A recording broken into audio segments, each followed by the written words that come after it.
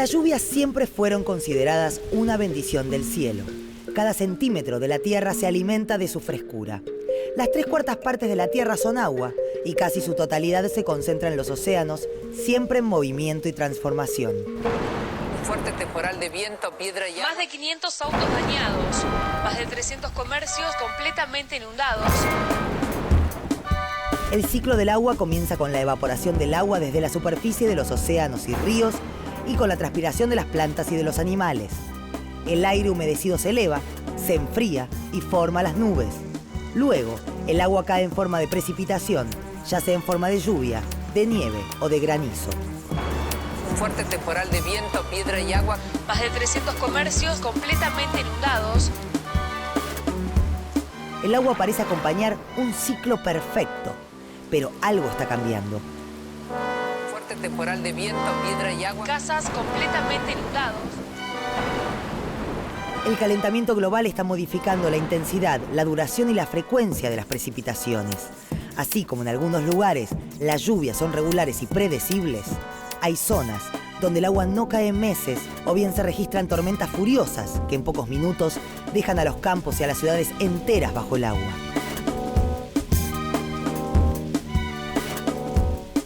¿Por qué las lluvias dejaron de ser una bendición para ponernos en estado de alerta? ¿De qué manera el cambio climático está modificando la vida en la Tierra?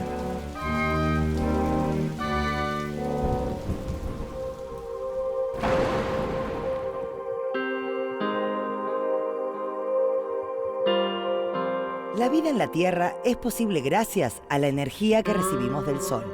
La atmósfera permite la entrada de rayos solares que calientan la Tierra. Esta, al calentarse, también emite calor. Algunos gases en la atmósfera impiden que se escape todo el calor hacia el espacio y lo devuelven al planeta. Este fenómeno, llamado efecto invernadero, es lo que permite, entre otras cosas, nuestra existencia. Pero, si la atmósfera retiene demasiado calor, la temperatura del planeta aumenta y produce una consecuencia tan peligrosa como indeseada: el cambio climático. Desde que descubrió el fuego e inventó la rueda, el hombre transformó continuamente su entorno en busca de bienestar. En esta búsqueda, logró grandes avances y descubrimientos, pero también alteró ciclos propios de la naturaleza. Las industrias, la producción a gran escala, el uso de máquinas pesadas y la quema continua de combustibles fósiles provocan un constante aumento en el volumen de los gases que quedan alojados en la atmósfera. Estos son los gases de efecto invernadero. El dióxido de carbono es uno de ellos y es el resultado de muchas de las actividades humanas. Desde pequeñas acciones cotidianas como dejar una luz encendida hasta desastres ambientales como los incendios forestales, todos son parte de una cadena de contaminación global que puede poner en peligro el futuro de la vida en la Tierra. Las causas y consecuencias del calentamiento global son muchas y están vinculadas entre sí. Cada una aporta alteraciones o sufre los efectos de las demás. Cada una debe ser pensada como un punto en un delicado tejido global del que depende nuestra existencia.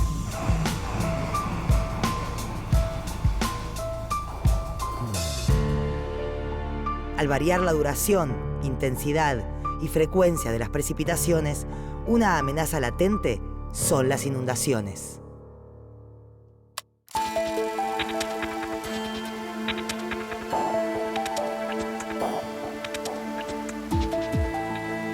Las inundaciones son uno de los fenómenos de mayor impacto en la vida de las personas. No solo pueden ocasionar la pérdida de vidas y grandes daños económicos, sino que pueden alterar por completo la economía de una región. El caudal de los ríos es normalmente variable y en ciertas regiones los desbordes son considerados normales y habituales. Ocurren año tras año y tanto la vegetación como los animales han sabido adaptarse y obtener los beneficios de suelos más ricos. Pero en la mayoría de los casos, las inundaciones son impredecibles. De las variables que inciden en las inundaciones, las que son más influidas por el cambio climático son el aumento de intensidad, la duración y la frecuencia de las lluvias. Hay un cambio en el patrón de las precipitaciones. ¿Qué quiere decir eso? Lo que quiere decir es que el agua que está cayendo en distintas zonas del planeta en cantidad media anual está cambiando. Podemos hablar de dos efectos que están teniendo lugar debido al cambio climático. Uno ha sido un incremento en las precipitaciones medias que ha tenido lugar, podríamos decir, de los años 50, 60, hasta fin del siglo pasado, pero ha habido incrementos significativos, podríamos decir del orden del 15%, que eso es mucha más precipitación. Eso entonces afecta a la zona este de nuestro país, esta zona litoral. El otro efecto importante tiene que ver con el incremento de las precipitaciones intensas.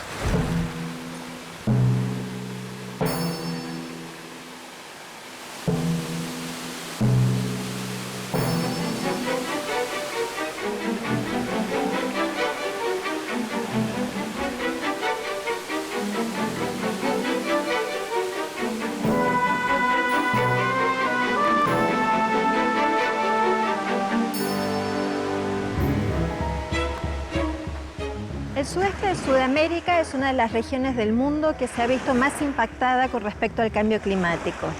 En esta región está incluida la Cuenca del Plata, una de las más grandes del mundo en términos de extensión. En las últimas décadas la precipitación aumentó en forma significativa. Acompañando este aumento de precipitación, también aumentó la frecuencia de eventos de caudal extremo o de inundaciones.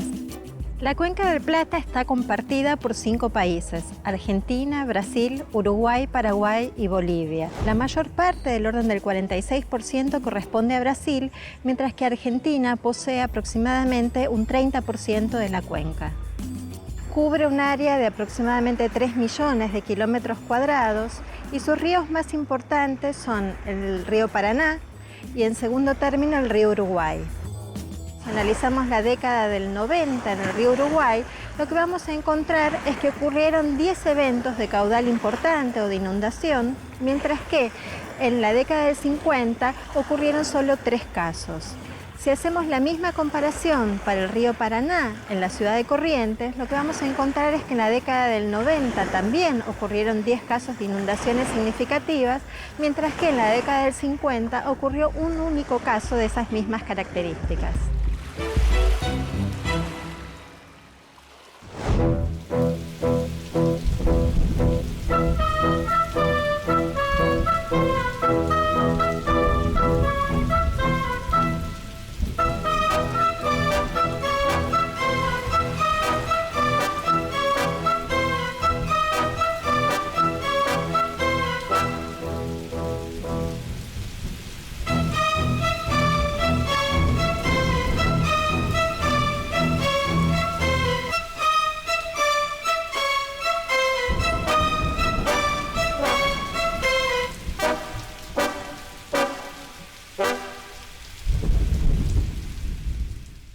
Una de las mayores preocupaciones que existe en la región con el cambio climático es sobre la Cuenca del Plata, porque la Cuenca del Plata es el hogar de una gran parte de la población del Cono Sur, es donde se produce la mayor parte de la producción agropecuaria, que es el sustento exportador de Argentina, Brasil, Paraguay y Uruguay, y es donde se genera la mayor cantidad de energía hidroeléctrica.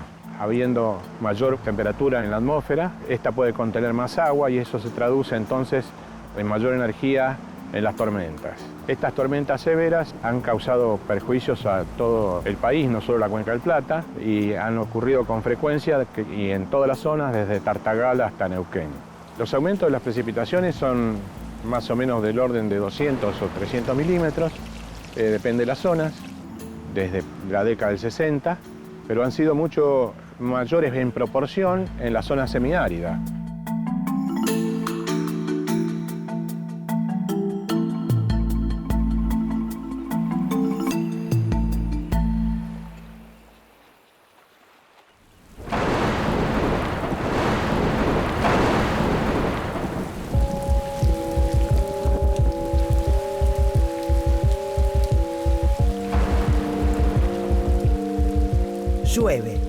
Llueve en el campo y en la ciudad.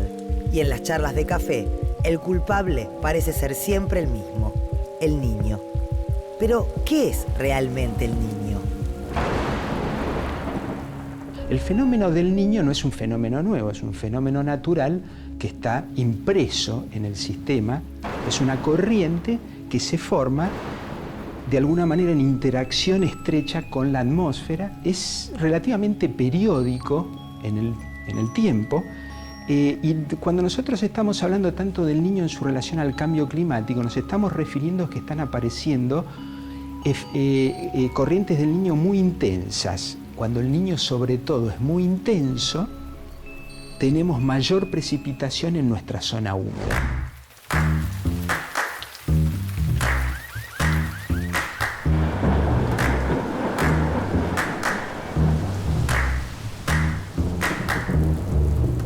En los últimos 30 años empezamos a sentir los efectos del aumento de las precipitaciones debido al cambio climático. Las precipitaciones medias aumentaron en el noreste del país y en la zona oeste que bordea a la región húmeda tradicional. También se registró un aumento de las precipitaciones extremas al este y en la zona central de Argentina. Esto ha cambiado las tendencias históricas. A partir de los años 70, las precipitaciones extremas aumentaron su frecuencia. Basta con recordar el récord histórico de lluvias del año 2001. En la ciudad de Buenos Aires, los resultados se vieron en cuestión de minutos. La capital argentina se ve afectada por un temporal de lluvia. Anoche el agua llegó incluso a tapar varias calles. El Servicio Meteorológico mantiene una alerta de más lluvia sobre el área metropolitana. En la provincia de Buenos Aires quedaron bajo el agua casi 2 millones de hectáreas, es decir, 100 veces la capital federal.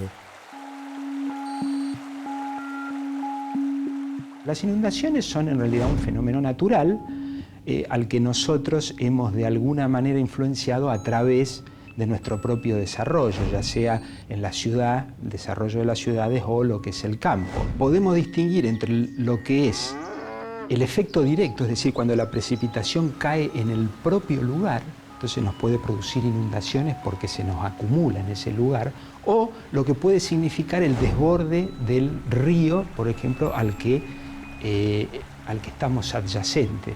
Y eso en general viene porque hubo un aumento de las precipitaciones en lo que se llama la cuenca imbrífera del río, es decir, donde nace, que es donde cae, donde se alimenta de agua.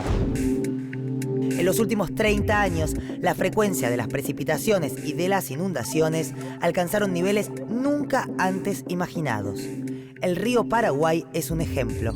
En menos de 20 años sufrió 3 grandes crecidas y los daños afectaron la vida de más de 200.000 personas. Si bien a nivel mundial los grandes centros urbanos tienden a ubicarse en zonas elevadas, muchas veces los habitantes que se incorporan a la fisonomía de la ciudad ocupan zonas bajas que bordean los cursos de agua, áreas fácilmente inundables. En el caso de Brasil, las construcciones en los morros también aumentan los riesgos. Año tras año, el inmenso caudal de lluvias provoca el deslizamiento de tierras con importantes pérdidas humanas, económicas y ambientales.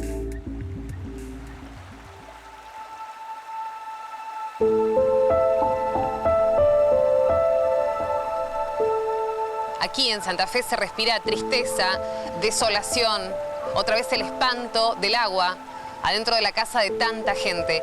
Esta vez no es el río Salado, esta vez es la lluvia. Desde la primera hora de la madrugada la gente está sacando como puede lo que tiene. Desolación absoluta, eso es lo que pasa hoy en la ciudad de Santa Fe, a casi 4 años de la peor inundación que se recuerde. El río Uruguay experimenta la mayor crecida de los últimos 20 años, unos 26.000 milímetros cúbicos por segundo, cerca de su máximo histórico. La inundación provocó 3 muertes en el Chaco, donde suman 3.500 los evacuados. Esta gente, hace casi 4 años, vivió la misma pesadilla, con un poco más de agua, pero perdió heladeras, perdió televisores, perdió fotos, perdió sus camas, perdieron sus cosas.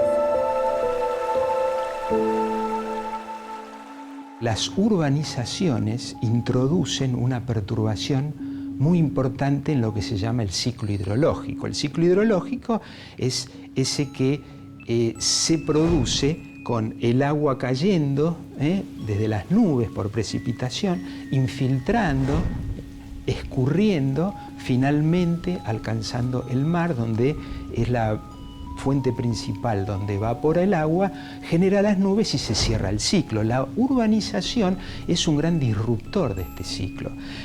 El primer efecto importante es la enorme impermeabilización que introduce en la superficie, con lo cual ya la infiltración se reduce fuertemente. ¿Y qué pasa? Esa agua queda en superficie. ¿Qué hacemos para que no se produzca una gran acumulación? Hacemos desagües, todo el sistema de desagües de las zonas urbanas. Los sistemas de desagües, por razones económicas y de mantenimiento, se diseñan para un cierto caudal. ¿Qué significa eso?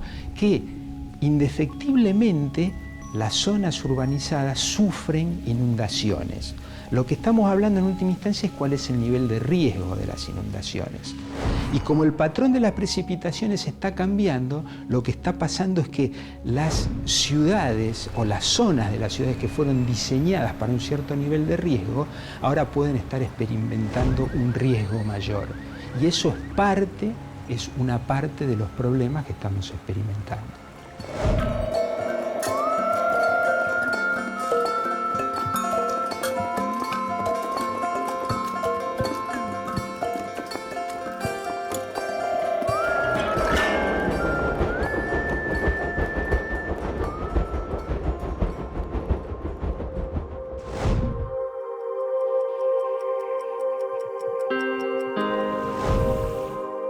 El cambio climático es producto de una compleja combinación de factores a nivel mundial.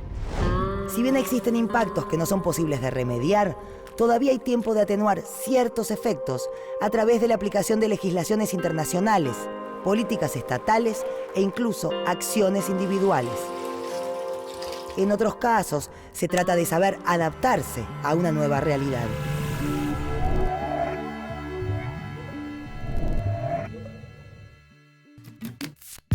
Con el calentamiento global, las inundaciones se presentan como un riesgo a nivel global, pero toman características particulares en cada zona que se producen. Es por eso que se hace imposible aplicar políticas globalizadas. En la Cumbre de Cambio Climático de 2010 en Cancún, se creó un Fondo Verde del Clima, que asigna financiamiento para que las poblaciones puedan adaptarse a los impactos del cambio climático y reducir los riesgos de los eventos climáticos extremos, como las inundaciones. En la Argentina, las fuertes inundaciones de las últimas décadas nos llevaron a tomar iniciativas a nivel local. Debido al alto grado de urbanización, el 90% de la población habita en apenas 800 localidades. Casi la totalidad de las ciudades de mayor tamaño están ubicadas junto a ríos y arroyos. Esto las hace más vulnerables a los efectos de las precipitaciones y desbordes. Para enfrentar los riesgos, Argentina cuenta con ciertas medidas. En el año 2006, y a partir de una iniciativa de la Subsecretaría de Recursos Hídricos de la Nación, se comenzó a trabajar en un Plan Nacional de Recursos Hídricos. Entre sus objetivos está resolver problemas como son las inundaciones y las sequías, la deficiente provisión de agua potable y de agua para usos productivos y de saneamiento urbano y rural. Existen actividades concretas, políticas nacionales, internacionales y acciones individuales que pueden realizarse para disminuir las emisiones de gases de efecto invernadero que aceleran el cambio climático. Como las precipitaciones no son fuente de emisión de gases de efecto invernadero, no existen acciones concretas de mitigación. En relación a esta problemática, las acciones que se llevan adelante están vinculadas con la adaptación y no con la mitigación del cambio climático. Cuando apuntamos específicamente a las inundaciones que se producen por lluvias excesivas, hay dos tipos de medidas clásicas. Una es aumentar la capacidad de desagüe de la zona, de modo de sacarla lo más rápido posible. La otra solución, que justamente trata de ponerle un límite a cuánta agua exportamos de la parte alta de la cuenca hacia la parte baja, es hacer una retención temporaria. Eso significa en términos conceptuales que disponemos de un volumen que está vacío generalmente y que es ocupado por el agua en forma transitoria durante el momento de la precipitación más intensa, de modo de hacer un desagüe, un desagote controlado cuando el pico de la tormenta pasa y entonces de alguna manera limitar el nivel de inundación que se logra.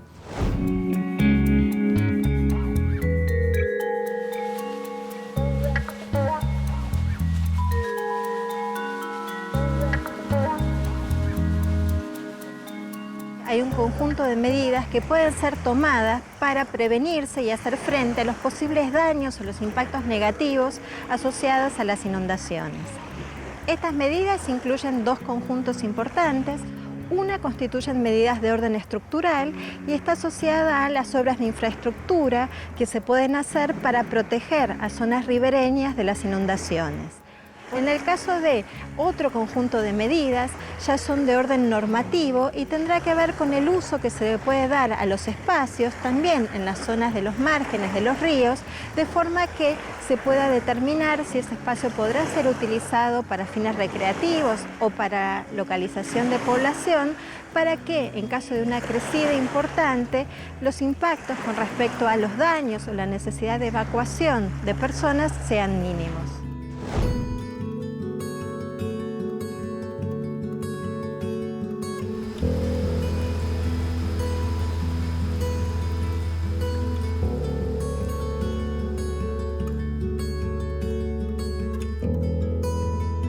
En materia de adaptación, lo que queda por hacer fundamentalmente es fortalecer el sistema de alerta temprana mediante un mejor equipamiento, estaciones automáticas y extenderlo no solo a los grandes ríos de la Cuenca del Plata, sino a todo el país, que consiste en estaciones automáticas, modelos hidrológicos también que en tiempo real puedan hacer un aviso a la población aguas abajo en función de las tormentas que se están observando.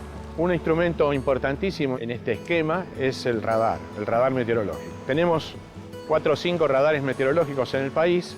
Una mayor disponibilidad de radares podría ayudar fundamentalmente en este problema. Por ejemplo, en algunas zonas de la ciudad de Buenos Aires hay comercios que saben que tienen que tener una compuerta porque algunas veces se inunda la calle.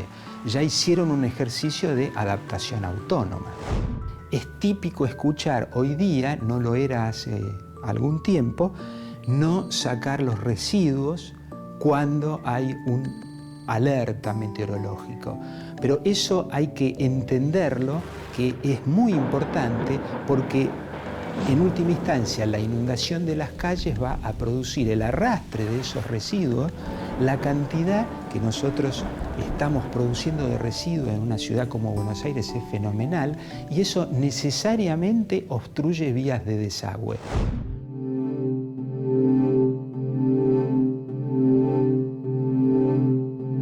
El aumento de la frecuencia, intensidad y duración de las precipitaciones y las inundaciones se consideran impactos del cambio climático.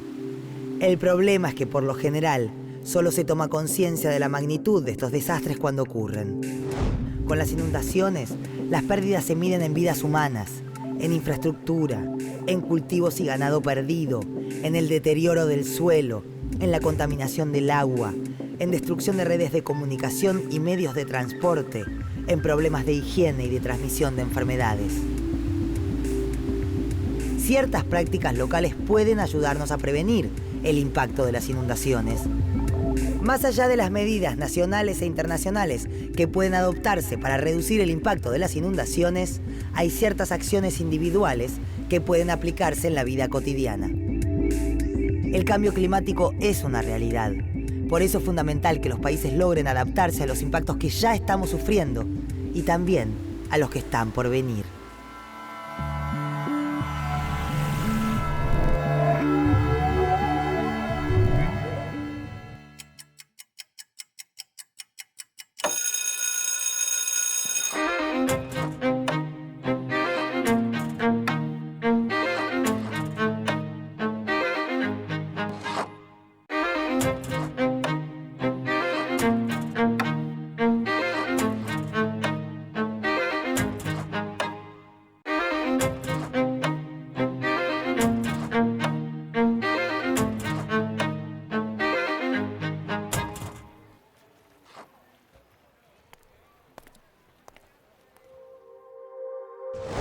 El efecto invernadero es un fenómeno natural, pero la acción del hombre lo potencia al emitir grandes cantidades de gases de efecto invernadero a la atmósfera. Esto produce un calentamiento de la Tierra y un cambio en el clima a nivel mundial. No existen soluciones mágicas ni inmediatas. Las políticas impulsadas por los gobiernos solo pueden tener éxito en la medida que tomemos conciencia, que nos comprometamos. Las acciones individuales son fundamentales para atenuar el calentamiento global y el cambio climático. El cambio individual es un cambio colectivo.